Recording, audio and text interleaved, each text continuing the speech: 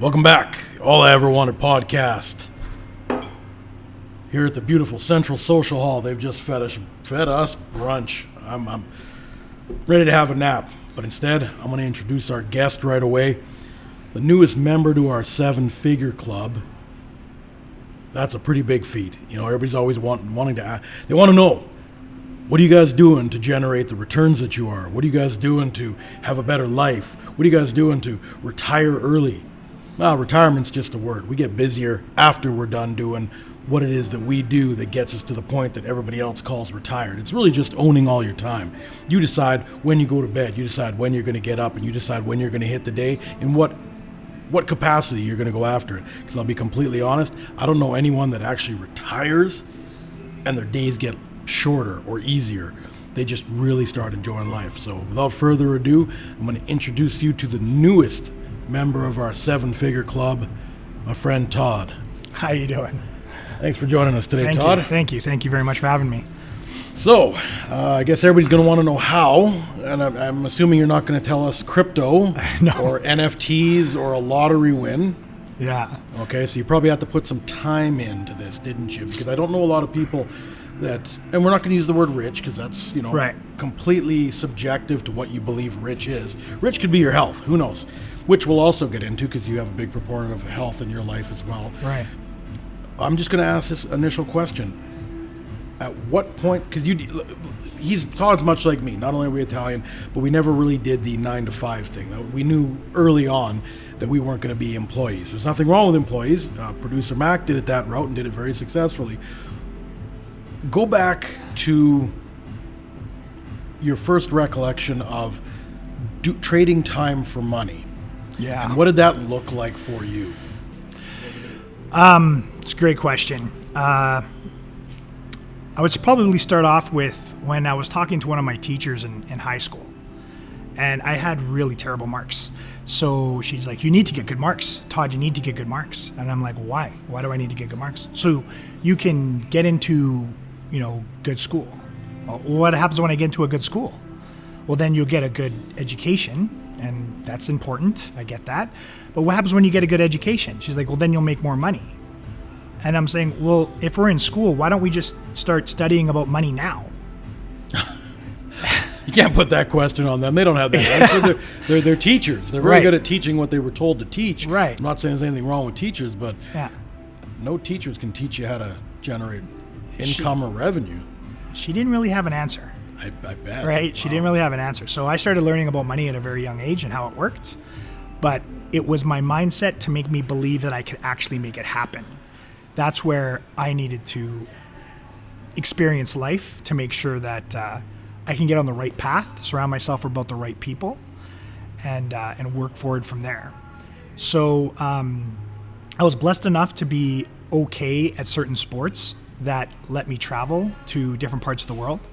So I lived in Sweden for 1 year, never played a high level of hockey or anything like that. I just went to Sweden, played hockey there for 1 year, and I started surrounding myself with people that change your mindset, that changed my mindset when it came to actually money. Because when you get your first paycheck in Sweden and you see that 50 to 60% of it goes to the government, you're like, this is not a way to make money.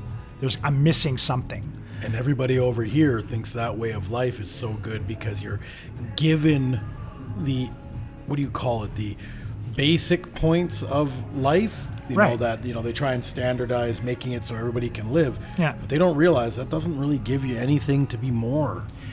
It gives you average complacency at best. I'm not critiquing Scandinavia. They got a nice little system over there, but everybody over here just assumes they get everything that they have in North America. Right. Plus being taken care of like they do in the Scandinavian countries. Well, there's a reason why professional athletes lose all their money within the first 3 or 4 years of retirement. People saying, oh, these guys are making millions of dollars, but they're also spending millions of dollars trying to live a lifestyle that they just can't maintain. Yeah. Right? So they need, some of them need the gold chains, some of them need the big houses, some of them need the nice fancy cars, and that's not a way to build wealth. That's a way to waste your wealth. It's a way to look rich. Yep. For a temporary. I'd rather be rich. I don't know. I don't care about looking rich. Yeah. I didn't even comb my hair coming out here. So when that happened, I started playing in different countries. And I went to Italy, where I fell in love with the country there. Played there. Italy is not a big sport. Hockey's not a big sport in Italy. No. So they're more soccer based. But I did it for the love of the game. Like, I love the game. I love the culture. And what was I benefiting from it is that I was seeing how other cultures deal with money, and I see how other cultures, what they value the most. Right. From there, I went to Japan. Played there for a while. A lot of fun. Again, a different lifestyle. Yes. They're very much about respect. I love that word. I was hoping that was the first word you were going to Yes. use. I loved my years in Japan. Yeah. Wow.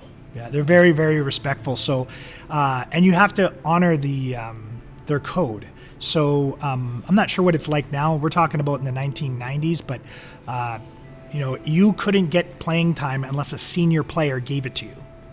So I could go on for 30 seconds, score a goal, thinking, oh, I've got my ice time. It's just like in Canada. You say, oh, if you perform, you get your ice time. No, you perform and you show respect. Yes. Right? So you can't walk in there. Humbles you immediately. You can't walk in there as the big, Canadian hockey star, thinking that you're going to. And I was never a star, but thinking you're going to, just light it up in the league. There, it's very much about respect. And from there, to try to earn respect, I was doing trade shows. Like, this is a stick, this is a puck, this is a helmet, this is the brand, all that kind of stuff. And I was approached by a university professor at the University of Melbourne, and he asked me if I wanted to go play there. Australia, who would want to play there? But Australia have ice? Yeah, exactly. Right? It's, again, so as you can see, like, I don't never consider myself to be a good hockey player, but I did take advantage of good opportunities. So, wow, we're only a few minutes in and we're already hearing the word choices. Yes. You had the choice to stay in where you were comfortable or potentially expand your knowledge, your experience, your culture by the choice to relocate yourself, go out of your comfort zone and try something new. You notice how almost all these podcasts, within the first few minutes, the person I'm talking to is talking about the choices they make. Right. So many people are really upset with where they are in life, and they get jealous and envious of other people, but the other people didn't get more opportunity. They just took the chances that were presented. They didn't look at it negatively. So, sorry, I didn't mean to interrupt there, but No, I love every time we sit down. It's literally one of the first points they hit. Yeah. I made a choice to better myself. Your situation never sucks. It's the location of where your situation is. So you can leave the situation. So that was your first situationship. Yeah. So I knew that I was my time is declining. My ability to play the game for how I wanted to play it was declining. I was a more I don't even want to say enforcer, but like you put me on a hockey team and you put me on the third line, and I don't have any leadership roles. I'm gonna give you 110%. You put a C or an A on my jersey, we're in trouble. I'm bold enough to actually admit that. Yeah. But when I was playing in Australia, I really learned how things worked there, how they had a very diverse culture of many different like opportunities.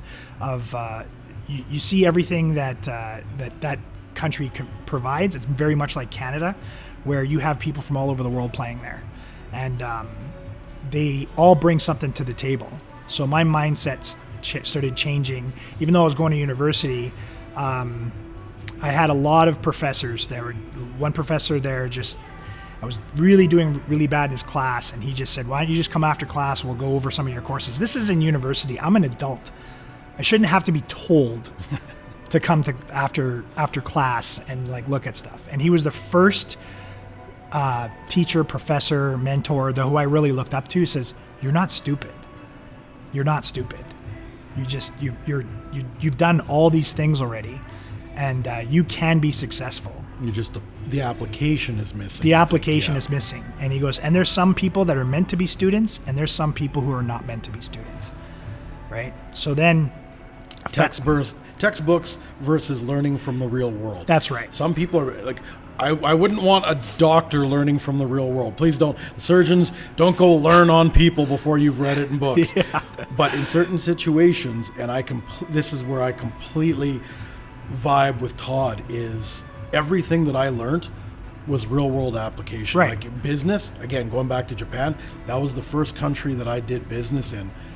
What a different standard we were held to. The word respect, we use that as a word. That is an entire culture there. Yes. So I get that. Like it's what you learn in your teens and your early 20s sets you up for the rest of your life. It just, Right. wow, the amount of knowledge you can learn, knowledge that you can take in just by watching how others interact. And just, I'm pretty sure that's what got me where I am now, was those initial years dealing with business in Japan. Yeah. So, sorry. No, that's all right. No, it's great. But so when I was in university there, I learned a very valuable lesson. They have a big festival there. It's called the Big Day Out. It's like Big Valley Jamboree here or whatever. It's a big party for 4 or 5 days. Wow. And to go to school there, it doesn't seem like much now, but back then it was pretty expensive. So being an international student, you have to pay $3,000 to $5,000 per course. And I honestly thought I dropped his course. And I was like, it's English. Like, I can speak English. I don't need to take this course. But he walks up to me and on campus and he says, "Hey, Todd, why did you drop my course?" Or no, what, you haven't dropped my course yet. I haven't seen you in my course. I thought I dropped it. I didn't. And he goes, I said, "No, I dropped your course." He's like, "You're not registered to drop my course. If you have to pass these. You have to hand in these essays." And I said, "Okay. When do you want me to hand these in?" He goes, "I tell you what." He goes, "If you hand in these 5 essays by the end of the weekend, and it's already Thursday," he goes, I'll give you a C. So you pass. So you don't have to repay for the class. And this is a university level. This is a professor I don't want to name because he was really cutting me a break. Yeah, it sounds like it. And I said, "Oh, but I have the big day out." This is where I can relate to a lot of teens now, where you just you have to make a choice. He's like, "Well, do you want to pass, or do you want to go and have fun with your friends for the weekend for a C?" Right? So I sold my passes, sold my wristband, studied hard, stayed in my room, did all the essays. But when I handed them in, when I got them all back, all he wrote on the exams was life lessons, A+. So instead of giving me a C, he gave me an A+, knowing that maybe the content wasn't that good, but the lesson that I learned was the right lesson. You made the right choice. To put in your time. And the fact that you showed him that you were willing to do it for barely a passing grade. Yeah. What you took from that. Yeah, you cannot teach that to someone. Yeah, you can exactly. teach people what to write on the paper, but why they did it, yes. what went through their mind when they decided to give up instant gratification, all that pleasure, all that fun, all that music, all that partying with their friends, they gave all that up to write a few essays. You cannot teach that to somebody. And you hit the nail right on the head. Now, although that education is important to some people, that life lesson changed my mindset to everything. Because not only was I giving up to go out with all my friends and the girl that I liked was going and all that kind of stuff, is that it was going to cost me between $3,000 and $5,000 to retake that course, right? So I just made the right decision. And when he gave me that mark, that again changed my mindset. That's very cool. Yeah. So you start, and how old are you at this point? Is this like 20, 21? Oh no, I started late. Okay. I'd probably say maybe 25, 26. You're an old man by that. Yeah, Jeez. yeah. All these crypto kids want to be retired on a beach somewhere with Dan Bilzerian. Yeah. Wow. Okay. So 25. You've got your education under control. You're getting your degree or diploma. What'd you end up I got a degree. I used the degree for probably about 3 to 6 months before I realized I didn't like it. Right? And how long did it take you to get the degree? 4 or 5 years. Damn, there's a good ROI. Yeah. And if it wasn't for hockey paying for the ride, I would have been in debt probably to this day. Wow. Right? So, I guess, traveling the world back then was not cheap. And international student, they charge you a lot. So yeah, I know here in Alberta, I believe an international student pays almost 4 times as much as a subsidized Alberta student. Yeah. So when I was there and I looking for different what I want to do. Like I got this education, I'm lost. Like a lot of people in their 20s are lost. And my advice to them is like, you're never lost, just figuring it out. You're just not there yet. Yep. Try everything. That was my advice to anyone now. Well, that's in their unless 20s. it's, you have to buy it in the black market. Maybe don't try everything. Yeah. Well, I was like, when I was in my 20s, I was in a band, a cover band. We tried that, right? I was gonna be the Nickelback before Nickelback. And, Pickleback. Yeah, exactly. We tried a whole bunch of those things, and I realized that I have to learn how to sell. Like selling is the biggest thing that you have to learn, right? It's not going to be book smart. You have to learn yourself. You have to, or sell yourself. You have to, sell a product, sell a service, sell the goods and services. You have to be able to sell everything. And I think one of the big things, I'm just going to... Yeah. We cannot stress this enough. Before a salesperson can ever sell a product, they have to sell their brand. And that doesn't mean like you stamp a brand on, you register a brand name. No. When you're an entrepreneur or a salesperson, you are now your brand. That's Right. it. Like you're Todd, Yeah. but now you're a brand Todd. You have to be able to let the world see your product, which is you. You have to market you. You have to advertise you. You have to invest in you long before you can ever move a product for sale. Right. And a lot of people don't get that. They think like a 9-to-5 job is the same thing as sales. No. In a 9-to-5, someone has already given you a number. That's who you are. Yes. Now you do the job you're assigned. A salesperson, you don't do the job that they're asking you to. You either are or are not a salesperson. Right. You can learn it, but the best salespeople, it's innate for them. They know how to captivate their audience to sell, whether it's a cup or a Bugatti. Right. So, and there's different ways of selling too. There's sales, and then there's selling ethically. And the way to sell ethically is the way I wanted to sell. But I had to get the skills. So how do you get the skills? You have to get the experience. Now, again, I'm in my 20s, so I'm going to get a sales job. Then when I come from an entrepreneurial family. My dad had a construction company. And I was very timid to open up a business or to learn how to sell, for the simple fact that my dad's business failed, right? What did he do? He had a construction company in Vegreville, my hometown of Vegreville. Wait, Alberta. Italians with a construction company? Say it isn't so. Yeah. So he had, so he did this construction company. It was in the 70s or 80s, and it's kind of a story about pride and about doing the right thing, so selling ethically. So when his construction company failed and everything was gone, my dad was working at kind of like a Jiffy Lube now, I guess you'd call them. Oh, like a quick service. Yeah, quick service. Yeah. He was a mechanic, so he kind of did all that kind of stuff. And I remember it was devastating. He had to sell all his equipment. He had to sell everything, right? And, I think I was like I'm really bad at the ages, but maybe 8 or 10 years old. And I saw him across. Mid-80s kind of thing. Yeah. Late 80s. Yeah, late 80s. He, he's waving across, right? He's got this smile on his face. He's waving across with a broom because he's sweeping up the front. And I didn't want to wave at him. Even at that age, I was a little humiliated because, we had this construction company. I was hearing my family talk, not so bad about him. And then a gentleman walked up that used to work for me or work for him, and walked up to him and says, why don't you wave at your dad? And I said, well, he's working at a Jiffy Lube. And he goes, let me tell you something about your father. He goes, your father, instead of claiming bankruptcy and just walking away from the business, like a lot of other construction companies did in Alberta, he sold every piece of equipment so every one of his employees could get paid out. Wow.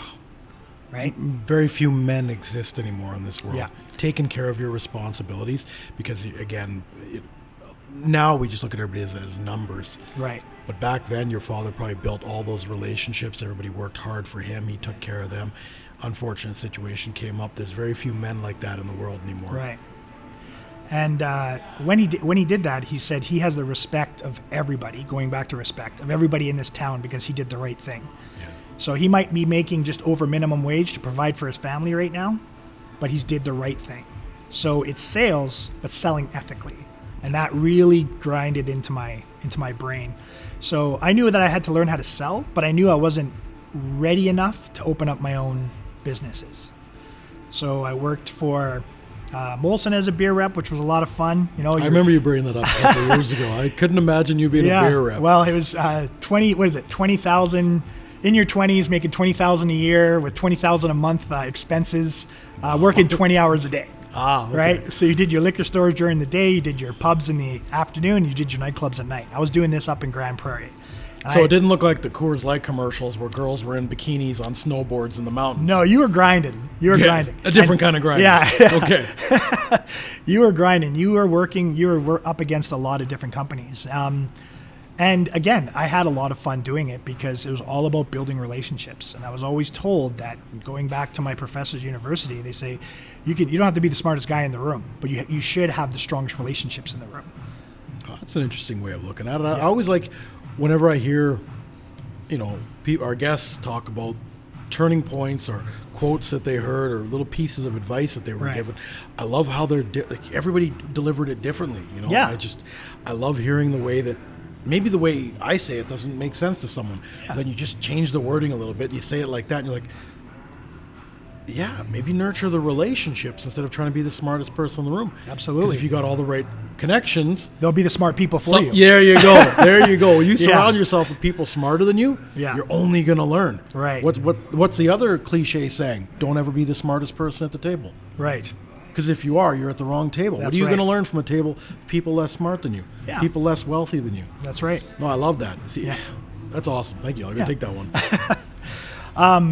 So going from there, I went from Molson, and then I went to building supply companies, and I was watching how working with suppliers, seeing how buildings are being. So every sales job I had, I learned both the blue collar side and the white collar side. So I always pride myself in saying I can go from boots to suits in a weekend. Right, and go wear my cowboy boots on one day. Oh God, I've actually seen it. I'm witness to this, folks. He'll be at an Oilers game wearing a jersey right after he just had a day, in a suit, and then he's off to Italy where he's in board shorts and a tank top. Yeah, this guy has more outfits than Liberace. Yeah. So from there, I went to working for a wine company. Which I really, really enjoyed because I like learning about wine and how it's made and all that kind of stuff. And so I worked for a wine company. I don't want to mention their name because it didn't end up as great as it did in the end. But not all relationships do. No, but I kind of sold myself out of a business, out of a position, a sales position. So I'll try to be as quick as I can with this one and not try to talk with my hands too much, but. You have certain brands, and you have allocations of those brands. You're only allowed to bring in so many brands of a Super Tuscan from Italy, for example. So if you are a liquor store owner and you want this specific brand, because it gives you legitimacy to your brand. Oh, yeah. Right? So why do celebrities buy Bugattis? Exactly. I'm at this level. I can buy a Bugatti. Right. Ferrari calls me, or I'm in list to get their next hypercar. That right there, you can talk about your money all you want, but if you have those brands next to you, that legitimizes all of your claims. Right. Yeah, exactly. So there's two ways to do it. There's a threatening way, which I don't like. You want this. You said you were Italian. Ethical. Go back to ethical. It's not threatening, it's encouraging the right response. Yes. You ask nicely first. Yeah, exactly. So sign here. Yeah, exactly. Exactly. So you want this case of wine. Well, you got to bring in all these 10 cases of this other stuff and use up all your wine floor space. I didn't really like that approach. My approach was a little bit different. I'm going to grind with you. Right? You're a small business owner, a small wine store. If you want this case of this Super Tuscan, we'll bring in these other cases too as well. But I'll buy one bottle out of my pocket. You buy one bottle out of your pocket, and we'll do a wine tasting every Thursday and Friday to make sure that these are all sold, so it doesn't take up your floor space. Yeah, so you're holding costs could kill a small liquor store. Yeah. Yeah. So you're gonna make money, and you're gonna get the brand. And I did this for probably about 10 clients in Alberta. The problem with that is that we were so good at it that I had all the allocations that the reps couldn't touch. The other sales reps couldn't touch those allocations. Now they're making these promises, not doing the grinding and the hard work. So when they have all these allocations, they're like, "Oh yeah, I can promise you this, I can promise you that." And anybody that knows anything about a salesperson, if you can't make promises, if you can't keep your promises, don't make them. So sitting next to my manager at the time, my sales manager at the time, he said, "We gotta let you go." Sorry for the interruptions. We just had our drinks refilled. They're awesome here at Central Social Hall. So every sales job that I've ever had, I've been fired from. Everyone. Wow. And I'm not ashamed to say it because I've taken a lot more than I've given. Meaning that I've learned a lot of experiences. I learned a lot about people. So there's a black and white. When you put a number to a salary, it's very addictive. Right? Oh, you God, get paid, yeah. North America, they're all about what your income is. If you make $50,000 a year, you're like, "Oh, I got $50,000 a year. That's great." Remember when that was a big number? Yeah. Because we grew up basically side by side in the same city. Yeah. I used to think coming out of high school, when I get up to $20 an hour, $40K a year, I'm going to be living large. I can afford these houses, these cars. Now you're talking 50 grand. I couldn't even imagine a number like that in the 90s. Can we be more wrong though? Oh, Could we be more wrong? Oh, yeah. Right? To actually get a paycheck, I would never, Oh. I could never fathom trading my time for a paycheck. And I'm not critiquing those who do currently. You do what you need to do to survive. But when you're on the other end of it, where you stop looking for income and you start generating revenue for yourself, wow. That's a different lifestyle. And this is, again, we're not pitting us against you. We have all these guests on, so you start seeing the progression of how to get there. It's not anybody's better, where there's never any judgment. We just want people to switch their mindset, and every time we have a new guest, maybe a little more of their mindset will change. Everyone that continues to watch, you'll think a little differently about how you approach every day. But yeah, like I remember when $50,000 seemed like an insurmountable amount of money. Like you're back in the late 80s, early 90s, that's what a lawyer made. Right. And that was, oh my God, a lawyer makes 50, 60K a year. Yeah. Wayne Gretzky was only being paid $125 a year in the late 80s. You can't get a fourth liner to be paid $125 a year now. Well, now Wayne Gretzky, Michael Jordan, LeBron James all make more of their money from their businesses than they ever do been played for the NHL and the NBA. Yeah, so while they got a big salary at the time, look at Shaquille O'Neal. Yeah. Shaquille O'Neal makes more in a year now than he did in his entire NBA career. Right. Like, it's insane. But again, yes, you were making a lot back then, but then what do you use all that influence for? Sorry, I love these tangents because these are the learning points that people can get. We can have a 2-hour podcast, but the 2 minutes that we deviate off of every point to really hit it home, what you can become is so much more than what your employer pays you for. Well, I always called myself, Chris, the accidental entrepreneur because I wasn't bad at sales.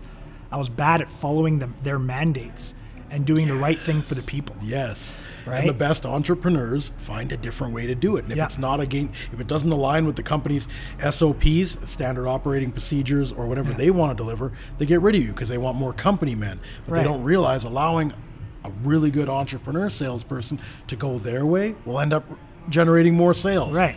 Yeah. And then going back to the relationship part is the way some of our guests were treated. So we had a gentleman come all the way from Italy, Chile, France, all those kind of things. And my boss didn't want me talking to them that much because now they don't need his job. Yeah, well, maybe that wasn't what I was going for. I love the relationships. I wanted to know a lot more about France. I wanted to know what it was like in Mendoza in Argentina. I wanted to know something more about them, about Chile. Arguado from Chile, who has a beautiful wine, and Sebastiano from Tuscany has another beautiful wine. I want to know more about them. The wine's going to sell itself. I'm interjecting here again. You hear these cities that he's tossing out, these countries that he's tossing out. This isn't just dreams of his. He's going all over the place. We're the same age, and he's been doing this for years. If you just change the mindset, it no longer has to be I'm waiting for a vacation. Oh, I'm saving up for 5 years for a trip to Italy or Greece or Asia. this is life now. Yeah. This isn't work. This isn't vacation. This is life. Life. Yeah. So yeah, go back to it. So yeah, all these people are coming from all over the world. they're coming You're all trying from to over. figure it out. But they would drop them off at their hotel at 2 p.m. Right? Mm-hmm. And I would say to them, "Hey, what do you want to do now? Is your day over?" I'm like, "My day's not over." So I always joke, the last dance is at 2. Yeah. Right? He's not lying. I swear to God. I'll get a text from him randomly one day, and he's like, "Are you in town?" And I'm like, "Do I tell him yes or no?" Because I know he's going to want to go somewhere, and I'm tired. He's like, "Let's go for lunch." Yeah. And I'm like, "What do you want to talk about?" "I don't know. We'll figure it out when we get there." Yeah. And then we're always at Sorrentino's or here at Central. Yeah, it was great. It's great. So I remember I take him out to a folk festival, or I take him up to a Elks game, or I'll take him to a Oilers game, or I take him to all this stuff. And I was sitting next to the Italian vendor, and he looked at the price of the ticket, and he goes, "Is this where my money's going?" And I said, No. I go, "This is on me. This is just you and me talking, right? We're just having fun. Like, this has nothing to do with my company. This is coming straight from me." El Guardo from Chile would say, "Hey, we don't have this much of a budget to go do this kind of stuff." I go, no, you're not. This is not coming. This is coming from my own pocket. Like, you're my guest. Yeah. And I absolutely love entertaining. You do. Yeah, I love entertaining. And so when I got released from the wine company, they gave me a pretty good severance because legally they had no leg to stand on as far as like what you're overselling our product. Yeah. Right? There were no real infractions. You didn't do anything against company policies. Yeah. You just performed too well. Just perform. Yeah. So right there was another like green flag, I like to call it, saying maybe you shouldn't be working for companies. But so I decided to go travel just to say goodbye. That was my agenda, just because these people are wonderful people. Like, again, it's not about your situation. It's about your location, right? If you change your location, you can change your situation. So went to Chile, went to Argentina just to say goodbye to everybody, and did my big world tour, my last world tour. Nice. When I got to Italy, he mentioned to me. He says, "Who's Todd, he?" Name's Sebastiano. Sebastiano. Yeah, Okay. Sebastiano. So Sorry, thank you. Yeah. Sebastiano says to me. See, I know who he's talking about because we talk all the time. I want to Yeah. make sure you guys know. Sebastiano says, anyone can bring in our product, right? And That's so Italian. yeah, what's that? That's so I Italian. know. We don't have to go through a company. We can go through you. And all of a sudden he goes, "You're not meant to be a salesperson. You're meant to be a business owner." So again, that positive influence that came When into my someone life. else sees more in you than maybe you did at the time. Absolutely.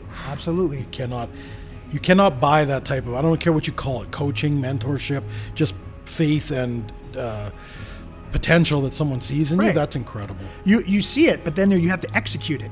Oh yeah. You can't. If someone else sees that in you, you should have the respect. Going back to respect again, enough to like at least try. Yeah, put the effort in that they think you're capable of. Absolutely. So I did it in Canada, and I'm sorry for my Canadians friends out there. Canada's not a place you want to do business. Ooh. Especially when it comes to importing product, and you have competitors that are Canadian. And again, I get it. It's Canada. You want to support your own brands. But the demand for the people here are for a specific brand. So if they want that specific brand, they should make it very easy for you to do business here, and they don't. Right? So, for example, like when a case of wine lands into Toronto, they'll basically, if you do the math, they'll charge you taxes on every province before it gets to Alberta.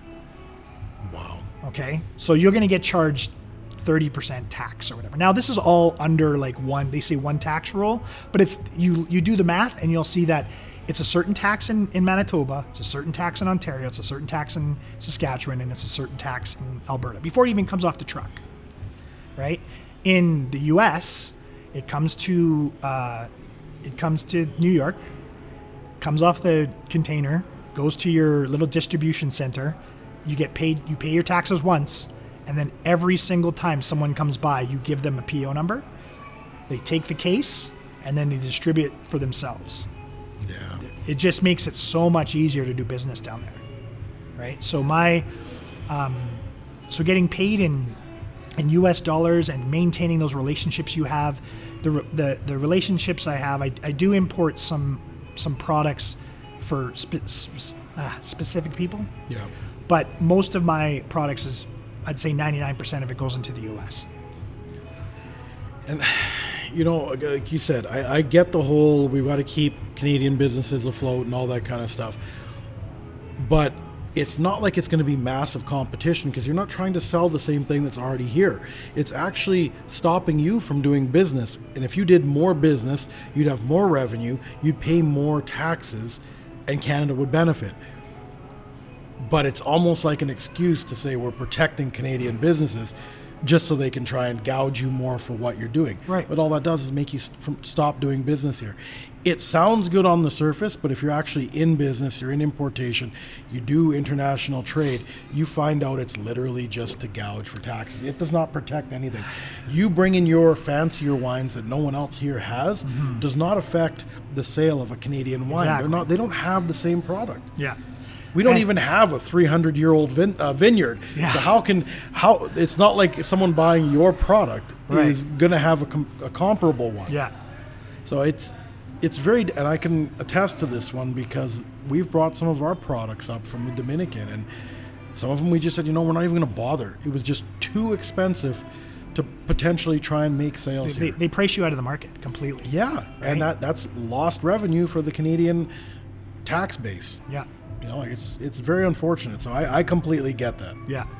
And when it comes to just trying to regain my train of thought, You're talking most of your sales are in the U.S. yeah, most sales. Going back to that. So why is it cheaper for me to have an American number paying in American dollars, a cell phone, right? Significantly cheaper. I can pay $50 US. So it's maybe $70, $75 US, and have all Canadian, the same features here. $75 Canadian, sorry. And have all the same features here, but I have a phone here that costs me twice as much. Well, I can be completely honest. They say, the population density is higher in the U.S., and I kind of laugh at that, and I'm just like, the quality of their service is worse. Yeah. It's a tower and a signal. Yeah. It does not matter how dense an area is. Let's be completely honest. The Canadian market is used to increase profits so they can give better deals in the U.S. I'm sorry, but if you wanted the honest answer, I remember back when the dollar was at par and the people were bringing cars across the border. Right. And, a bunch of news stations were getting on it, and they were interviewing people that were in the automotive industry. And they said, so why does this car cost more in Canada than it does in the United States? It's the exact same car. I don't understand all this cross-border trade. And they asked one of the reps from one of the big three manufacturers, and his answer, he just looked at the news guy and said, because you guys will pay more. Yeah. It's very, very true. It's the same car. And we're not talking differences on the exchange rate. Right. We're talking if it was a $30,000 car in the U.S., which at exchange rate would be 37 or 38, it was 48 in Canada. Yeah. It's like, so why does it cost so much more in Canada? Well, because you guys are stupid enough to We'll pay pay for it. You Yeah. guys will pay for Yeah. it. And I'm just, at that moment, I realized you're never told anything at all accurate about what is actually going on in the world. Yeah. And I laughed at that. So yeah, when I hear all this kind of stuff, I'm just, same thing in a cell phone plan. I got friends paying $29 a month in the States, and they have twice what I have for a quarter the price. Yeah, exactly. And it's just about making yourself financially literate. That's all you have to do. They don't teach you the stuff in school that you need to know, right? They just don't. And going back to my teacher before, she's like, why don't we learn about money in junior high or high school, right? It goes back to you have to make yourself financially literate. And the only way that I kind of did that is just changing my location. Don't get me wrong. I love Edmonton. It's a wonderful city. Oh yeah, we can't knock that out. If we weren't here, we wouldn't have what we have. We're not in no way knocking Canada. There are flaws, but being born in Canada is a wonderful thing. Massive, and especially here in Edmonton. Absolutely. There isn't a better province than Alberta, whether you love or hate the oil patch. And there isn't a better city in Canada to become independently wealthy than Edmonton, Alberta, Canada. And I can feel it. It's starting to happen. Like before the pandemic, man, was Edmonton a fun city to be in. Yeah. We had a lot of things going on, and I loved it. And then the pandemic happened. And I just challenge your listeners and your watchers to make their own decisions, to actually talk to people. Face to face, not over a phone. You know what? I make it a conscious effort to just smile. Hi, how you doing? Like, get back to that Canadian friendliness that we've had is that the so world crucial. used to know us for. That's what they know us for. Hey, how you doing? Right? You see someone, doesn't matter what they're dressed like or what they look like or anything like that. Have a good day. Just practice. What do you mean by that? Yeah, you just practice it. Do one day, once a day, or one day to everyone, and just smile. How you doing? Right? And you'll see that it just flows through everybody. Yeah. And I can feel it happening very slowly, but I would love to see it happen faster. We just this weekend, a really good friend of mine, Dr. Brent Saik, had a hockey game. I was fortunate enough to play in the world's longest hockey game a couple of times, but he had a hockey game for kids, right? Like that, the actual kids were playing and involved. You can't teach that stuff. The kids are going to remember that for the rest of their life. Absolutely. When I played in that world's longest hockey game for a couple of times and the world's longest baseball game, that is something I will be proud of. More proud of having that world record of being able to play the longest game than my degree, because I gave back to the community, right? Dr. Brent, and they don't hand out a degree like that to 100 people a year. No, and again, it's all about the grind. So grinding that out, 4 hours on, 8 hours off, 6 hours on, 2 hours off. Like, it was a grind. If we were having this conversation in the middle of the game, I would not remember the conversation. We'd have to record. It was just complete brain fog. But the Saik family are the most giving people that I can think of. And I'm not trying to be like a favoritism or whatever, but he had the world's longest hockey game during the pandemic, and he did it in a bubble, and he did it when everyone told him not to do it. And he's like, I'm going to find a cure for cancer. You're either on board or you're not. Just stay out of my way. Stay out of my way. Yeah. And what I learned from him is focus and fun. Have fun being focused. Right? And he's just a phenomenal human being. He's great for the community. He does a lot for different things in the community. He rallies people. Like, if you meet this man, he will make you feel better within 10 seconds of meeting him. Watching him work a room and seeing him smiling and saying hi to every single person is exactly what we need to develop our relationships back with each other after the pandemic. You have hope for North America that we can come together as a community again? Absolutely. Yeah. I like that positivity that you always bring to the table. Yeah. The more and more that I see people fighting each other, I don't understand why. We have bigger problems. We got a recession here. We don't need to be fighting each other. We should be just fighting poverty, making sure everyone around us is eating, kind of thing. But yeah, it sounds so simple, to just go out and be nice to people. You don't even make a huge effort. You don't got to be, putting your jacket down over a puddle so someone can cross, but just smile instead of giving that stink eye. Yeah. Lift your head up from your phone when you're walking and just maybe open a door or hell, anything. I love to pay it forwards. I've tried to do that a few times in my life, and it's so nice when I see someone else do it. Yeah. Well, it's crazy. I remember I lost my father, unfortunately, over the pandemic due to COVID, and we were watching TV together because my businesses were closed down here, and we're watching TV together. I go visit him to watching TV, and he's watching. We're watching all this news. This terrible thing is happening. This disease that we don't know that's wiping out people left, right, and center. And if you believe in it or not, there was the diagnosis. My dad was kind of on the way out. He's pretty sick already. But the one best advice is he just looked at me and he pointed at me with his stern finger, but he said the most positive thing. He goes, "You be nice and love people during this time." Yeah. You don't know what they're going through. You do not know what they're going through. And they're calling nurses heroes, right? They're calling teachers heroes. They're calling them, these people are heroes. When you call someone a hero, you're not paying them enough. Right? That's true. Yeah. You call someone, like, no one's calling a doctor a hero. They get paid for what they do, right? Nurses were working their butts off, right? So what they went through, I can't even imagine, right? Not being able, families that were going through that, I can't even imagine. My dad passed away in his home, which was fortunate because he wanted to He always say, pass away with his boots on. But we had a really good relationship. He's made a lot of sacrifices, and I got to spend that's the one positive thing with having your business shut down, is for 2 weeks I got to spend every single day with him. We joked and talked about life and everything, and but he's just said, you be nice to people and you love people, because your grandfather went through the Spanish flu. And he goes, this is exactly the same thing, right? So it was. I remember going through a Safeway, and this poor lady. I'm not trying to sit on my soapbox or anything like that, but I had to see why everyone was buying toilet paper like crazy.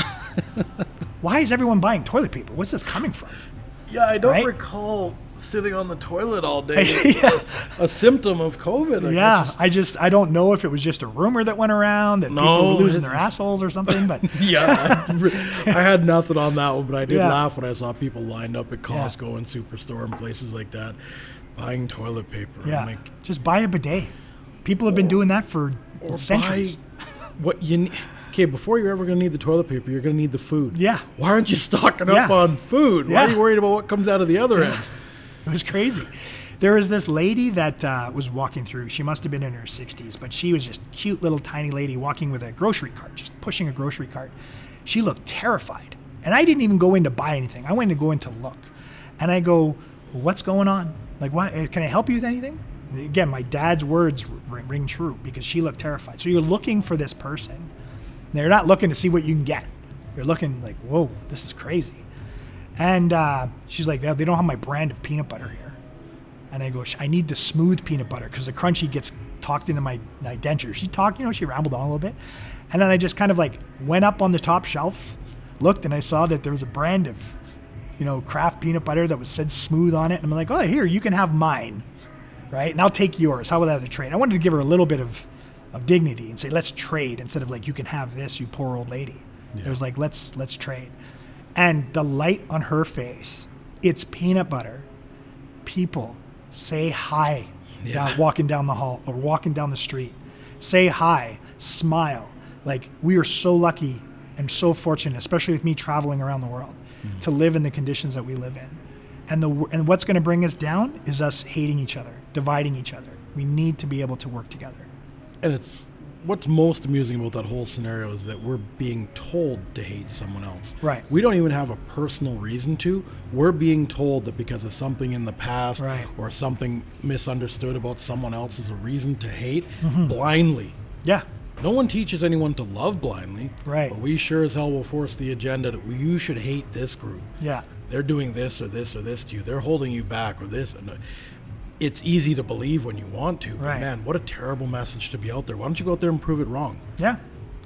There's people involved in our community who do a lot. There's a dear friend of mine, especially over the last couple of years, we got to be a lot closer. Jelena Mrdjenovich, she's an 8-time world champion boxer. And when I first met her a couple of times, I thought she was this intimidating person. I met her at the horse race, that Canadian horse race that we have every year. Oh, whatever derby that is. What is that called again? I don't know.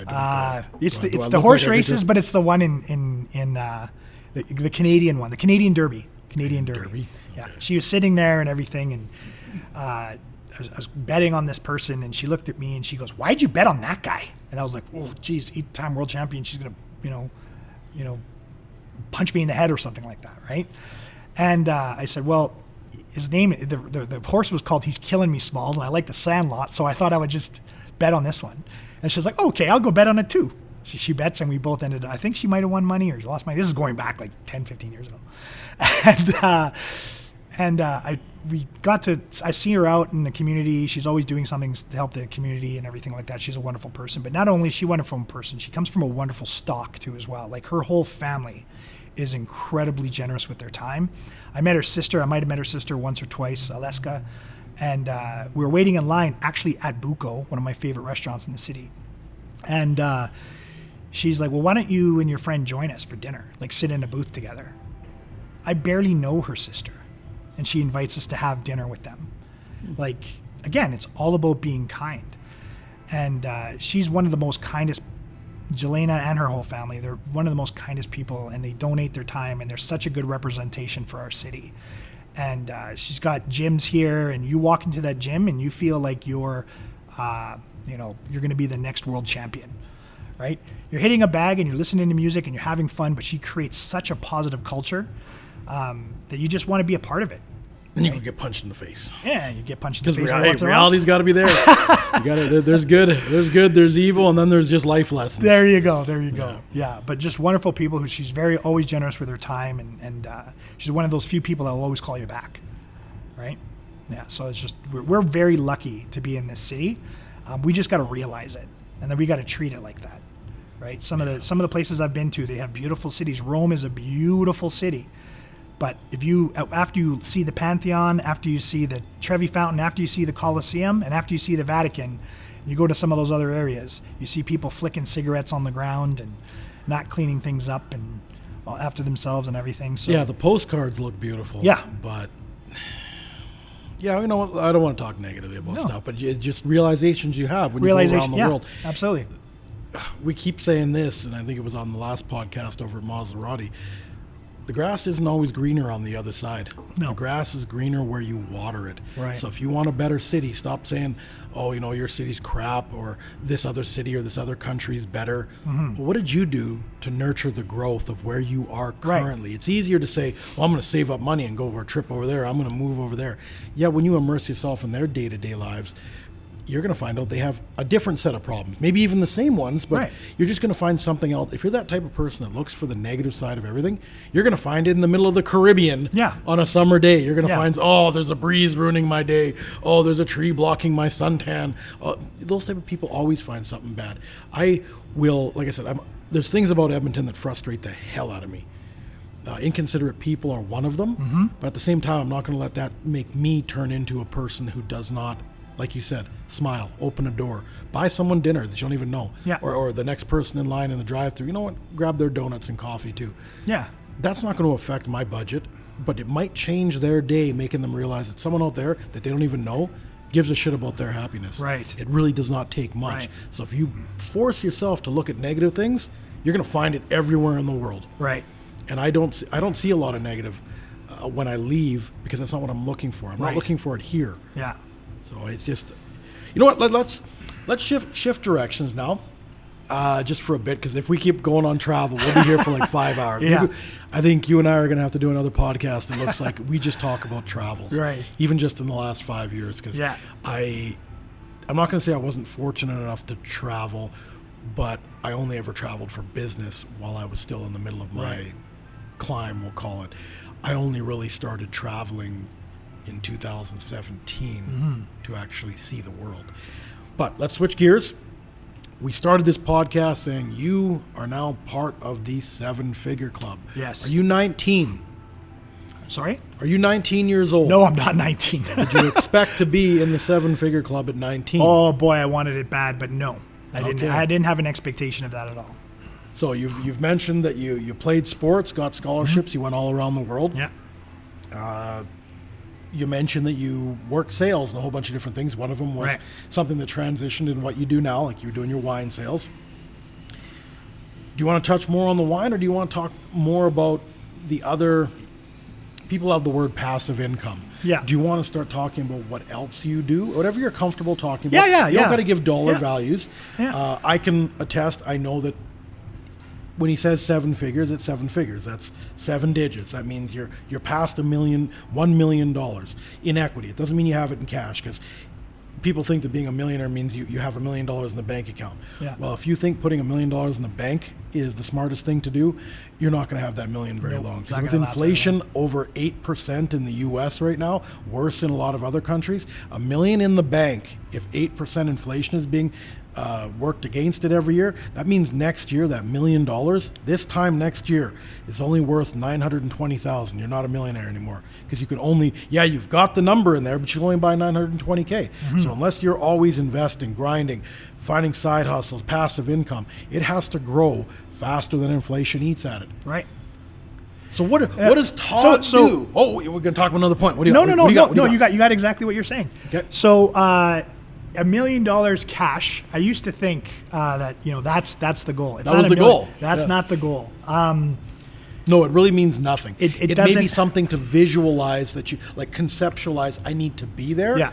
But if you're actually building towards it, that process of building towards it, you realize how stupid $1 million in cash You is. got to understand why having $1 million, not you, but like the person having $1 million or that amount of cash in your bank account is a silly thing. So the Massively detrimental. bank takes that, gives you 1% interest on it at the very, and then lends it out at 10%. So they're the ones who are making the money off of your money, Yes. right? So you need to be able to, like, people need to be able to understand that, number one. Number Well, two, in if Canada, you're, they're actually allowed to lend it out for every dollar. If you check out what's going on, for every dollar you put in a bank, they're allowed to lend it out 4 times. They're allowed to leverage it 4 times. In certain situations, as much as 6.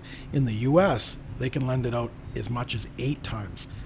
So if they lend out, let's say you put $1 in the bank and they're giving you, we'll call it 1%, but if you look at most savings accounts, it's 0.04%. It's not even half of a percent. If they go lend it out, let's say for car loans at 8 or 9%, but they do that 4 times, they're making 30 to 40% and giving you less than 1. right, Well, let's be honest, the banks don't do a lot of shit for 8%. right, yeah. So I'll say something a little bit controversial in Canada. Uh-oh. Canada. Your home is not an investment. not the way that people traditionally look at it, If you're but living, it can be. Yeah, if you're living in that home, right, and you have your home is worth $300,000 today, and next year it's worth $400,000. Where did that money come from? If it's worth $400,000 today, and then next year, because of interest rates or all that stuff, it goes down to $200,000. If you're living in it, it's shelter. Yes. If you can have homes that are bringing in income, right, that's an investment. But the home that you're living in my opinion, is not. It's not an investment as much people want to believe it, because you have to pay your taxes. You have to pay. It's not bringing any money. If it's your investment, why isn't it putting money in your pocket? Yeah. On a monthly basis. Yeah. Let me clarify what he's saying.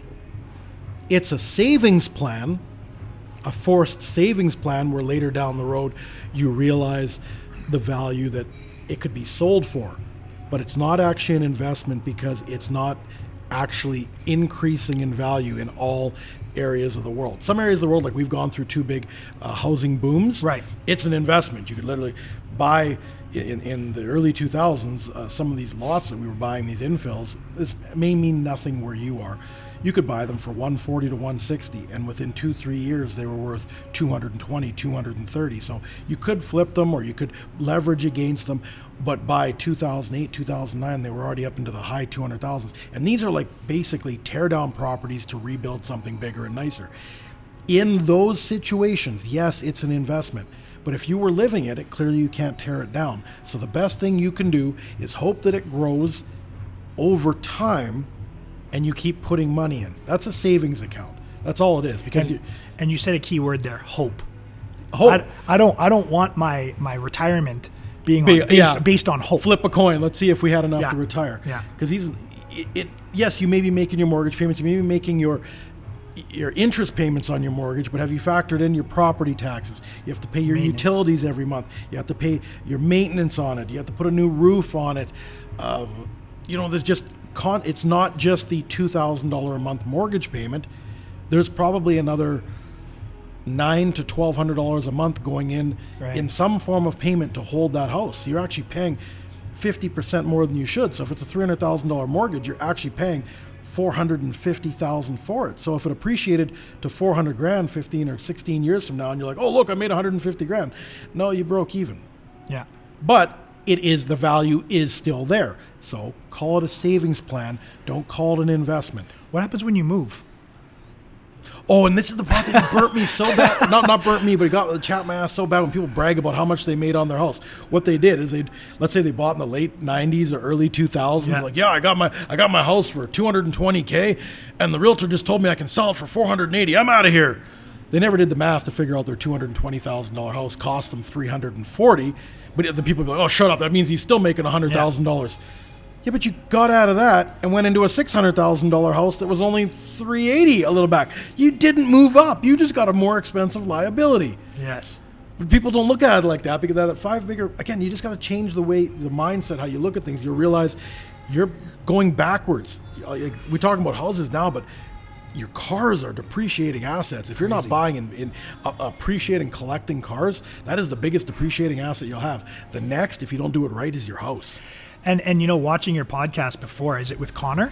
Yeah. Connor, like, he opened my eyes towards some of these cars are actually investments, right? But they're specific cars. Oh, absolutely. Right? If it's got to be a specific car. Just like if you're purchasing a specific house, you're not touching the house, you're not living in it, but it will bring you income, right? Like I'm generalizing when I say that. Oh, absolutely. But there's a house in Nashville, Tennessee, and that has very low. Like they have great. If you don't pay your rent, you're out in 2 days. Like they have great. Like landlord friendly. They protect the landlord. They do protect the landlord. Don't pay, but it's Hank Williams Sr.'s home where he grew up in. Oh wow.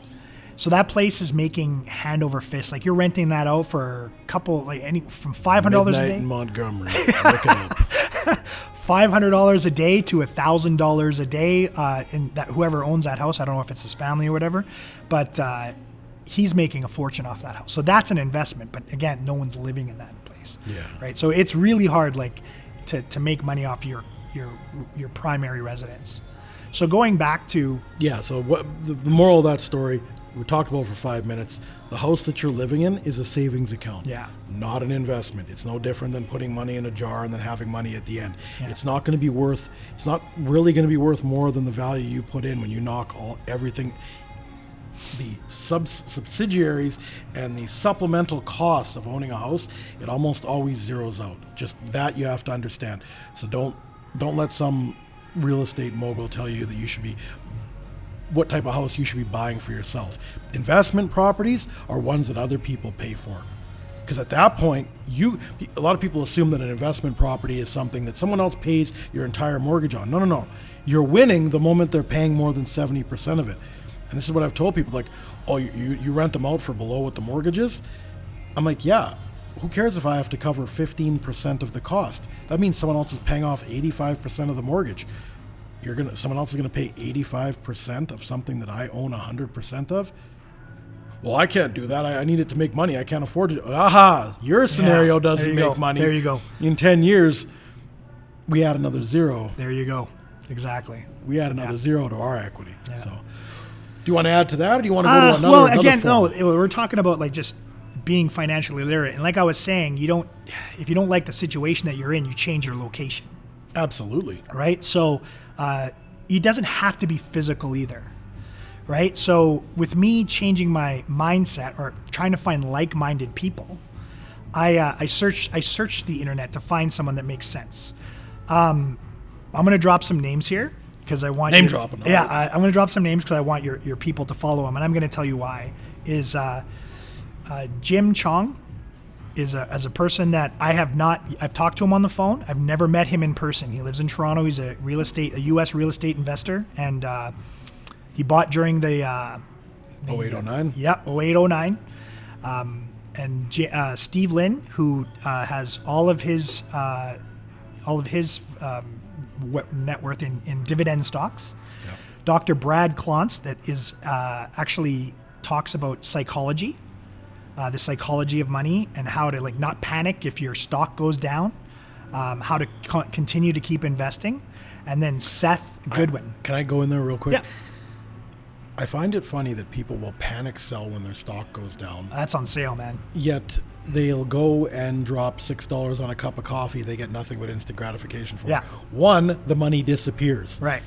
The other one, it's just gone down and they panic sell. Yeah. People need to change their mindset on what their investments are doing. If you think investments just go up all the time, no, the world would be winning if it was that easy. Yeah. You have to make smart decisions, and part of smart decisions is a little bit of set it and forget it. Right. It's going to be up, it's going to be down. Yeah. You have not lost until you buy or sell or both or whatever. Your value on your account is irrelevant. Mm-hmm. Ride that shit out. Yep. Absolutely. So go back. You were saying the next person? And the last person is Seth Godwin, who teaches you about credit card debt. He teaches you about cars and the right cars to buy, when's the right car to buy, making sure you're not buying a brand new car. And he's a phenomenal. These are phenomenal people. But Todd, I need to be seen in a brand new car. My life and my status depends on it. I know, right? Being broke but looking wealthy is very important to me. Yes. And all these people are the nicest people in the world. So if they say that you have a fear of money or a fear of wealth or all millionaires or assholes, these are some of the nicest people I've met. And I haven't even met them. Exactly. I haven't met them face to face, but they have taken time, because we all know that time is the currency. Time is the real currency. Taking their people. time to educate me and make me better. Yep. And I would like to share those people, because I got to give them a shout out, because they think that just that, like, giving me a drop in my bucket wasn't a big deal, but it has changed my life for the better and has made me into the seven-figure club. Well, let's say your bucket is full, but you can't find a place to get one more drop of water for that overflowing wealth. All of a sudden, that drop means a lot. It does. A drop to a dehydrated guy in the desert, that's an important drop. Right. People use that drop in the bucket. Well, if the bucket's already full and you can overflow with wealth, that's a pretty important drop. Yeah. And when I talk to some people, I'm saying, well, what happens if you need to, you need your money to for a car repair or something like that? Oh, I'll just sell off my investments. And my eyes just go cloudy, because friend, I'm going to call him a good friend, because we do talk every once in a while. We just haven't met in person yet, but he always has time for me, which is what friendship's all about, in my opinion. But he says you have to have a bucket rule. So you have an emergency bucket, you have an opportunity bucket, and then you have, sorry, there's a fly there. Emergency bucket, opportunity bucket, and then and when you have those buckets and they're filled, whatever it is, like a year, 3-month salary, year-month salary, opportunities will start coming your way. You don't have to sell off your investments. So the third bucket would be your investment bucket. So when you have all these buckets full and the money's working for you, you don't have to worry about anything, right? And then when times are good, then you make sure those buckets are full, because like you said earlier, stocks go up and down, but they eventually all go up. Right? As long as you bought them for the right reason in the first place, they're going to rebound. If you bought shitty, sketchy stocks because someone else who makes the same amount of money as you gave you that advice, that's right. You might be losing all of it. Let's be completely honest. If you didn't do your research in the first place, you're not going to do any better. There's going to be no rebound on those type of companies. I can't remember who said this, but it sticks in my head. He knew that the stock market was going to crash when the shoe shine boy, this is in the 20s or 30s or something, was giving advice. Yeah, he's like, when you're getting advice from your peers and they're not where you want to be, then don't, just educate yourself. Read books, read the right books. I think the last person I heard say that, and he probably didn't coin the term, but that was Patrick Bet Davis. Okay. So if you want another really good podcast to listen to, all the guys on Valuetainment, wow. They will just give it to you straight. They're not really biased or conservative leaning like people think that capitalists are, because he wasn't even born in North America. Yeah. He just knows that he really likes the ability to go determine his own wealth. Yeah. Same thing. That's exactly what he said. That's the last person I heard say it. He's like, when it's time to get out of the markets, when the shoe shine guy is teaching the investment or telling the investment broker tips on investing. Yeah. Okay, market's oversaturated. Get out. Yeah. You nailed that one right there. Yeah. So that's listening to, again, if you don't like your situation, change your location. And if you don't feel like you're getting advice, or you're getting advice who are on the same level as you, then change the people that you're talking to. And location could literally be the table over there, where the 5-figure mindsets are talking about gossip, what type of cars they're buying, what type of girls they're trying to smash, gossip about other people. Yeah. The easiest way to get ahead, don't fall into that, and go literally walk 6 feet. Go sit with the entrepreneurs. I guarantee you they do not talk like that. And this is what happened when I met you and Mac, is that I sat in one of your classes, because I'm always willing to learn, but it has to be on the same line as Warren Buffett and the books that I've read, that I've been told to read, and all the other millionaires that I've talked to. And I'm sitting in your class, Mac's telling it's not a class. I'm gonna, just so it doesn't sound like we're selling classes and courses. It was a free course. We invited people to come down if they wanted to learn specific things. Like you sat in on the budgeting one. I think you did on compound interest. Right. The fundamentals that people say that they never taught in school. Yeah. But it really was just forward thinking on, if they taught you math in school, addition, subtraction, you should know how to budget. Right. If you don't know compound interest, well, it's just multiplication, a deviation of multiplication. Yeah. Todd had sat in on one of them, and he's sitting there, because I'm sitting at the back while Mac's talking. We got the big TV out giving examples, and he's sitting there like holding his head like, why are you guys doing this for free? He actually came up afterwards like, do you know they sell courses like this for $3,000 to sit down for 2 hours, and they don't even explain stuff. They just tell you. They don't interact with people. They just try and get you worked up to buy their program. Like, why would we There was no agenda on that program. But why would we sell it? We have the knowledge. We don't need more revenue. You're right. It's the same reason why, and again, this is really hard for people to wrap their head around. Once you get to a certain point where you've got that passive income, all you want to do is say hi to those people down the sidewalk. Yep. How you doing? How's your day going? Here's what's worked for me. And I believe it'll work for you. But like, I literally sat in that room looking around, and nothing to say if everyone wants to learn and everything, but I'm like, this is exactly what my mentors have taught me and they're all on the same page, right? And they're not asking for anything. They're saying, do this, but they're not saying like, this is not, they always say famously, this is not advice, this is education. They're not giving you advice, they're giving you education. If you want to learn more, read this book, read that book. And some of the books are incredibly boring, but so is investing. Oh, yeah. Investing is boring. The returns are fun. The returns are great. But the investing side, learning about like stock charts and all the different terminology. I mean, this is some boring ass shit. Yeah. I will not pretend that side is the side. No. Unless you're those people that like doing research, which I am not. Yeah. And at this point is because, like you talked about retirement before. I'm not going to retire. Like there's no reason. I got my time and that means everything to me. So when stocks go down, I'm not like, oh, I got to sell. I'm like, oh, wow, cool. Everything's on sale. If a jacket or a car or something that you really want goes down in sale, you should be excited to purchase it, right? And then when it goes back up, it's like, okay, well, I'm not ready to retire yet or take that passive income yet. It's just to secure a future. Then as the stocks go back up or the index funds go back up or whatever it is that you're into, then you can get excited about it. But it's the temperament of the investor that makes all the difference in the world. If you have a weak temperament, change your mindset. Read books. Or don't complain about having a complacent average life. Because every job in the world is needed. Right. No job is not needed. If you're being paid for a job, there is a need for it. Right. But you can't ask to have the results of someone who has taken more risks, got more education, whether it's scholastically or through experience. You cannot discredit what people who have more have if you're not willing to learn, experience the same way. Right. Like you said, they got up and went to a different table. They got up and relocated themselves, or in their mind relocated their thinking. Yeah. They did all of that to get there. So being average is fine, but you can't complain about it if that's all you've put in. You're going to if you want an average life, just be an average person. Absolutely. Don't take any risks. Yeah, but you can't be Hollywood. Yeah.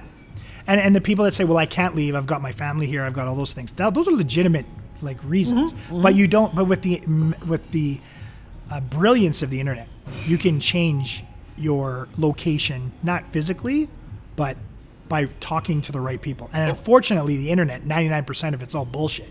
So you got to educate yourself. You got to take responsibility for your own financial literacy and making sure that you're talking to people. When the kids today say, "Oh, Warren Buffett's full of shit," right? God. I just. The guy is a billionaire. We're not talking a billion or two. Yeah. You're like, he's 3 digits into billions of dollars, and he's made all his friends billionaires, not off the backs of everybody else. Right. You can't take money from this. He steals from the poor. No, he doesn't. The poor have nothing to steal. The man's a genius. Yes. Do not ever. You may not like him. You may not like people in his position, the Charlie Mungers, the Warren Buffetts, the Elon Musks. Do not take a shot at them, because you wouldn't last an hour in their shoes. It would cripple most people to be in the mindset of one of those greats. You don't have to like them. Right. And I was talking to a kid about that before. He was like, "Oh, Warren Buffett is too old. Why doesn't he just spend all of his money?" And I'm like, "Who's your favorite player or favorite athlete?" Because we all look up to athletes because they've lived the dreams that we've always wanted, right? Yeah. And he's like, "LeBron James." I go, "That's funny." Pull out my phone. LeBron James takes financial advice from Warren Buffett. So 2 billionaires who have more money than we'll ever see, actually will say, are actually taking advice from each other. Yeah, absolutely. And that really opened up his mind. And he's like, oh, so it is possible. It doesn't matter if you live in Edmonton, Vegreville, LA, or in... Yeah, there's this illusion that it's easier for someone else because of where they are. Yeah. There's less hurdles being here in Edmonton, like I said. Right. But if you have a 5-figure mindset, you're not becoming a millionaire just because of where you live. Yeah. It may have removed a couple hurdles. Right. So you get maybe a head start, but there's nothing time and effort. I've seen effort eclipse time. Right. You know, what took one person 10 years to get to another person who's good at sales, like you're saying. I know some superstar salespeople that retired inside of 6-7 years. Yes. That doesn't mean taking 12 was bad. Yeah. Because most people at 12 years, they're just pissed off their job. Yeah. They didn't get a... And again, I don't want to come across as like money means everything, but to your watchers and listeners and subscribers and everything, I always ask yourself this. If you could make $10 million or $1 million over the period of 20 years, 15 years, whatever it is. You had them at 20 minutes. They were like, okay, tell me how, Todd. I'll buy whatever you say. 20 years, 30, and just, putting away a little bit, making some small sacrifices to be a millionaire, because then you don't have to worry about it when you're in your 40s and 50s. Yeah. That's a smart thing, right? So you've done that, right? Now, so let's just say you'll have $2 million by the time you're, 40. If you started when you were 20, or if you're in your 30 by the time you're 50, and you just are smart with your money and you don't invest out of the market, you stay in the market. Everyone's like, oh, that takes a long time, but you shouldn't notice that money going away if you automatically set it up that way. So it automatically goes into your investments. You literally describe producer Mac. Yeah. He doesn't have any of these exciting stories that we're talking about. Like he hopped on a couple shipments when we were bringing stuff from Japan 20 years ago. Yeah. The rest of it is just working and prioritizing his retirement over getting drunk, going on holidays, laying on a beach and taking pictures for Instagram and stuff like that. No. Since the first day that I met him, who at 20, 21 years old is already taking 20% of their income and putting it away for the future. Right. Did all of them win? No. But I guarantee you, the moment he decided he was retired, he did not regret not going getting screwed up at the bar on a Friday night 25 years ago. It's a killer. Like going out to those bars at night and doing all that kind of stuff, it's a killer. Like I was talking about, you and I had a conversation about going to a hockey game, right? I can afford to go to any game now, and I don't want to. But when I didn't have any money, I wanted to go to all the games. Yes. Right? It's almost like you're trying to prove to yourself that you can afford it. Exactly. Because you knew it wasn't the best choice, but that North American ego where it's like, but I want it. Yeah, I want to be seen. And if I don't go, people are going to think I don't have the money to go. So I'm going to go. Yeah. And then tomorrow you wake up, you've had 4 or 5 beers, that's $50. Yeah. The ticket, even if you got it on sale for a decent seat, is $300-400 unless you get it ridiculously cheap. Yeah. You wake up the next day and you're like, wow, I could have invested $500 just on yesterday's mistake. $500 a month, if you do the math at like 15% a year, gets you retired in like 8 years, and you start thinking, whose game am I playing right now? Because this isn't the game that I wanted to play. Yeah. And I guarantee you, other than the people I had a few jokes with last night, no one's going to remember last night as a defining moment in their life. Absolutely. Yeah, absolutely. And like I went and I bought tickets for Toronto. Big ticket item. Everybody wants to go to Toronto. There's more blue and white than there is in the stadium than there is orange. Yeah. And bought the tickets, got a really good deal on them. Well, that was last week. Yeah, that was last week. Yeah. And then I sold them for like 3 times as much as possible. I go, do I want the game? It's like the wine, Chris. Like, would you rather drink a $450 bottle of wine for most of your subscribers, or would you rather have the money investing and working for you? I know my answer. Right? I'm at a slightly different point where I would love to have all my subscribers meet somewhere in the world someday. That would be phenomenal. You know what? I'll buy them that $400. That's the goal. That's the goal. So yeah, but I understand what you're saying. Back in the day, I didn't care to be seen. Like you've seen my collection of champagne and stuff like that, and cognacs and all that. To everybody else, they're like, wow, that's incredible to own that kind of stuff. And I'm like, I don't even drink. Yeah. I have that stuff because it was either a gift or I picked it up so my friends could enjoy it. Because you know what? Everybody's at a different stage in their life. Right. When you sent me that wine from Italy, we didn't discuss what it costed. You just thought, I know what Chris likes. I'm going to send these to him. Right. So I got four bottles of wine showed up while he was in Italy. We still haven't drank it. We still haven't drank it. Yeah. And I'm just sitting there like, I can't buy this locally. That means more to me than the value of it. Because like, oh wow, he thought about me. Put some wine in a really nice, secure box. Kind of got in trouble at customs because I put a joke name on it and got held for a few days. But that's a story for a different time. But we're just sitting here like, one day we're gonna. But we don't get mad that we haven't sat down for the wine yet because we both know we're in the middle of doing everything that we want to do right now. We don't get up and be like, oh, shit, I got to be at work in 15 minutes. No, if I want to go to the gym to make the rest of... What time do you usually hit the gym? 5 in the morning. 5 in the morning. Yeah, I'm there at 5, sometimes 6. So if you didn't own your time, you'd be sleeping in right. and he's saying, oh, damn, the alarm went off. I got to be at work in 15 minutes. No, if you're okay with that, cool. I never was. Yeah, me neither. I don't really feel like my days progressed until I have some sort of workout in. Not in the greatest shape. Like, don't get me wrong, I'm not going to be like one of those big muscle-bound guys or whatever. But when I'm walking around Italy, I can walk around for an hour and not even break a sweat because I got my cardio up. I feel good, right? But it goes back to wealth and time. And I'd much rather be free of my time than have... If someone told me, I'm going to give you $10 million today, but you die tomorrow, there's not a subscriber here that would say, I'll take the 10 million. Yeah, what are you going to do in a day? I'll be completely honest. If someone said, I'll give you $10 million, well, see, these aren't even numbers. This sounds so arrogant. We're not even going there. I understand what you're saying. There isn't money you can buy my time for. Right. I've given my time to charities for free. Right. Because I find it a worthy place to put my time. Yeah. I've also had people saying, can you... last year, my business is having problems. What would it cost to bring you in for a week or two? Yeah. I'm like, you're not going to pay for my time. That means someone's put a value on my time again. You want me to come in and, consult on your business?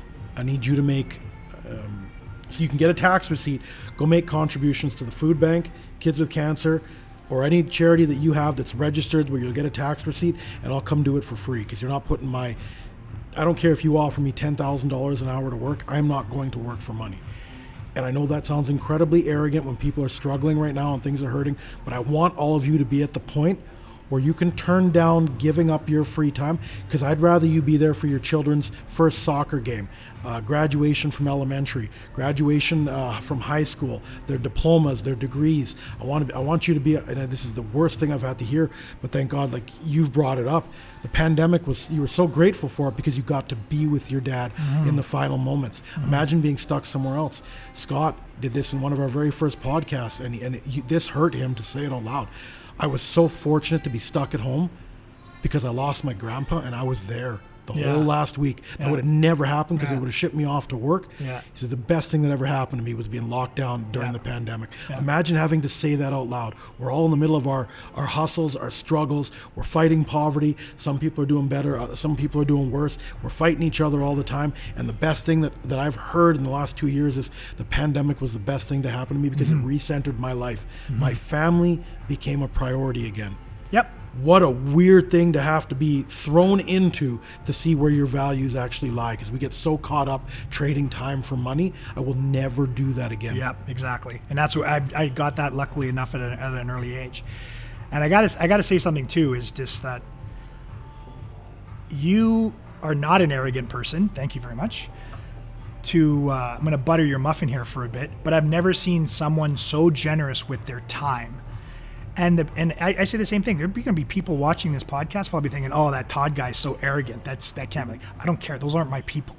No, right? they're not going to change your life. But it's the same thing with you, though, too, is that people don't realize the things that you do for the community. And I've said this before. I've sat in the sidelines like a fan watching you do these things, both you and Mac and everybody else is involved and everybody in your group, to build up the community, to do their very best. And you're the first person through the wall, and you guys are bleeding.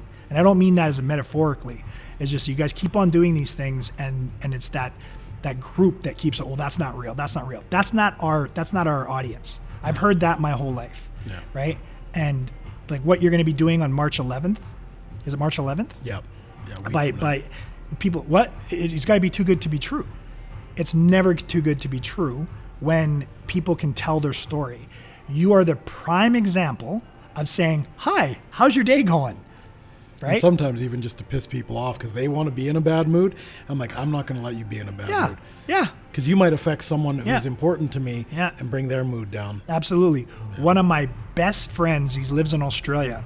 His name's Mitch Ralph. And we were in a bar in Amsterdam. 2 first names? Yeah. He's like Ricky Bobby. He's very much like that guy. You're in first, you're last. Yeah. So he was sitting at the bar and he was just grumpy. And I said, 2 things are going to happen. And he's a bigger guy than me. I said, we're going to go outside and we're going to get in a fight, or I'm going to buy you a beer. But one thing for sure is like we're going to be smiling by the end of the night. He looks at me, looks me up and down. He's a little bit bigger than me, and he says, I'll take the beer. I'll take the beer. And we're good friends to this day. And after that, he loosened right up and he started having a good time. But I'm the guy that's like working the room, trying to see who's the one that's the wallflower. And if he's a wallflower, he's a wallflower. That's fine, right? But if I can just put a smile on someone's face, it means the best. And does it really take much effort? It doesn't. It actually takes more effort to constantly be in a bad mood. Yeah, I just the energy that it takes to be in a bad mood, as opposed to I'm going to get up and I'm going to have a great day today. That's a challenge. That's the true challenge. You okay? Yeah, I'm okay. It's just interesting because people know that we're here today. I don't usually pick up my phone during podcasts, but we got some people sitting on the other side of the wall that can hear us, and they're kind of cheering us on. So that's kind of nice to get a text. Oh, that's great. That's fantastic. I'm not going to lie. When we started doing what we were doing publicly 3 years ago, I didn't think we were getting a good reception. People were so angry. People quickly tried to, debunk anything we were doing, even though we weren't. Yeah. There was no agenda behind it other than trying to change mindsets. And in the last year, I did get frustrated. Like we stopped doing a lot of what we were doing and just focused on those who really wanted our time. But in the last 6 months to a year, the amount of, I just call them wins. Yeah. Because it does not matter what level they are. Yeah. Some people say, well, I don't really want to talk about it. It sounds like I'm bragging. I'm like, you're not bragging. Being proud of something you've accomplished, that's not a brag. No. That is something you should talk about. Right. I know a lot of society now doesn't want you to do that because someone else is hurting, so you shouldn't be in a good position. Right. No. You need that mindset. And this is why we have like our cigar club and our meetings that we do bi-weekly. We want people to come and have a free space to feel safe to talk about their wins. Yeah, absolutely. I don't care if you made $1 million this month or if you just got a raise or you started planning out starting your first business because you came and sat down with us and found out all your friends were like, oh, that's risky. Yeah. Oh, I wouldn't do that. This isn't the right time. Who are your friends? What do your friends make? 45 grand a year? What do they know about being an entrepreneur? Yeah. But maybe when they come sit down with us, I don't charge them, like we said. No. Maybe after a few sit downs, they're like, you know what? I think my idea is right. What do you think about it?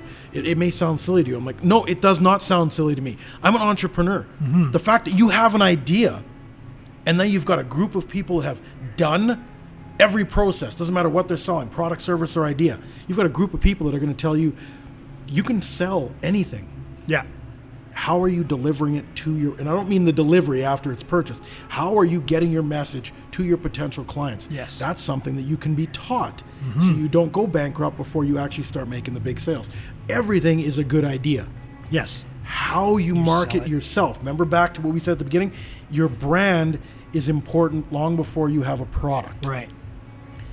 How you view yourself is exactly how everybody else is going to view it. If you don't believe you have a product, the person you're trying to get to buy it does not either. Yeah. So what I'm getting at is the last 6 months I've been super happy with the 3 years you put in. Yeah. So another lesson is you never get front-loaded returns. You have to front-load the effort. I can't even tell you how many hours Mac has building those courses that we were giving away for free, basically. Blew my mind. Yeah, like he's hundreds of hours into just the initial 6 to 8. Right. Then all the guests that we had on that were experts in their field, whether in investing, legal, wills and estates, like all this kind of stuff. And it didn't, even just hearing that some people after the mortgage seminar that we did went and locked their mortgages in back in the twos. Yeah. When I'm hearing people telling us now, wow, I'm so glad I listened to you and not my friends. Yeah. You got people with mortgage rates locked in through this next couple of years at 2.2, 2.4. I listened to that one. Mine's at 1.79. There you go. You basically got it as good as you could without being part of a bank. Right. Yeah. And I'm hearing, so that means if you have like a $400,000 house, which is the average cost here in Edmonton, 4% a year on $400K, that's 16 grand a year. Right. That's $1,200-$1,300 a month you're not paying in interest. So congratulations, guys. Yeah. Hearing stuff like that, those are wins. Those are huge wins. Not wasting $1,200 a month Yeah. might be the difference between whether you can eat or not. I love that kind of stuff. And they don't see it. Like some people won't see it. Like they won't notice it right away. And then they'll be like, you know, if you're getting that $1,200, maybe take 200 of it and invest it. Pay yourself first. Right? Or maybe it never existed in the first place. Yeah, So you couldn't even very make true. that payment. So Yeah. where are you at Yeah. if you can't afford to make that Everyone's payment? got a different situation. Yes, and this is why don't ever judge anybody else. All Absolutely we do, like you said, is we pass on the knowledge. What you do with it, you have to be the action. Yeah. We're not going to tell you to do this. We're just going to tell you what the future will look like, what it looks like now, regardless of what you hear in the news or economists say or what your Right. government say. This is what it looks like around the world. Yeah. What were we discussing right before the podcast? Italy is in a recession. Yeah. They're back to selling properties in certain towns in Italy for €1. €1. If you'll just move in because they're just looking to have people there who have money that can prop up the economy. Right. If you're there living there, your location is free, but then you got to pay for your utilities. You're going to buy produce from the local farmers. You're going to buy a car from the dealership. That's how you got to stimulate it when you're done. Like you're at your wit's end financially. Yeah. So just know that should that ever hit America, you guys will understand what a real recession looks like. Right. 20% drop in the market is not a recession. No, that's a hiccup. That's a bad fiscal quarter Yeah. for some companies. Yeah. To see that 40, 50, 60% is what a recession looks like. Understand that. But no one's seen it, so there's going to be a bunch of panic. They're talking about, again, and I don't want to come across as some sort of economist, but they're talking about recession in Canada, but Canada keeps on adding jobs. The first thing that happens is people lose jobs Yes. in a recession, right? So because at the end of the day, those companies have to answer to stockholders. Why is my stock going down? Yeah. Right? But they're adding jobs. So it's nobody knows what the market's going to do. Anyone can pretend that they know what's going to happen in the market.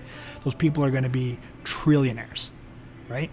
Oh yeah, with the access to leveraged money nowadays, Yeah. where you can actually have more than you actually generate yourself. If you make the right decisions, cool. If you do something stupid like borrow money to get a car, Oh, yeah, you can't be helped. yeah. And I mean, we've all made the mistake. I'm not All acting of us. all self-righteous and stuff like that. I knew where my mistakes are. Yeah. I don't care to drive something new. Yeah. I happen to because I got a smoking deal on it, but never again. Way back when I thought that what success meant was being able to walk in and buy a car. Like just that was buy a luxury Five-figure car. mindset. That meant Yeah. you made it. You had Yeah. a new car. Yeah. I and then I realized that as soon as I take it off the lot, it loses 20%. And then the first year it loses, 40%. But we accept that. Yeah. And don't accept when our stock portfolio goes down 10. Exactly. Oh, Yeah. panic. That's exactly it. When something that you have to make a $500, $800, $1,000 Yeah. payment a month, your car, you're guaranteed to lose money, and you Yeah. do it. It don't matter because people are going to see me in a new car. Yeah. People can't see your portfolio. No. So why do you care? Yeah. That's the long game. If it's a 30-year plan, what are you worried about what it did on month 12? Yep. Doesn't matter. I don't even pay attention. Yeah. That's super cool, man. I really appreciate you taking your time. Oh, to no come on here. problem. That was great. Thank you so much. Thank you so much, I Todd. appreciate it.